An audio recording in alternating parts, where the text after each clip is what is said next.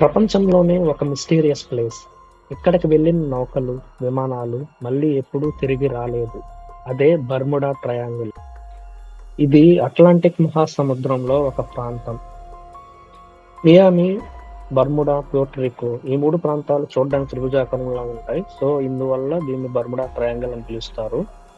ఇక్కడ కొన్ని దశాబ్దాల నుండి వందలాది నౌకలు, విమానాలు ఎటువంటి ఆనవాలు లేకుండా అదృశ్యమయ్యాయి. పైలట్లు చెప్పిన చివరి మాటలేంటంటే, కాంపాస్ సరిగ్గా పనిచేయట్లేదని.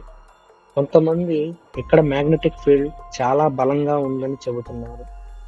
మరి కొంతమంది ఈ సముద్రం కింద గ్యాస్ ఎక్స్‌ప్లోజన్ వల్ల ఇదంతా జరుగుతుందని చెబుతున్నారు. కానీ దీనికి గల నిజమైన కారణాలు ఇప్పటికీ మిస్టరీగానే ఉన్నాయి.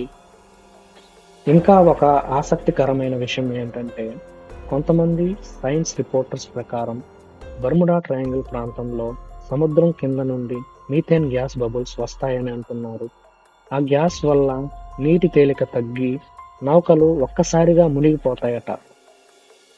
విమానాలు కూలిపోతాయట.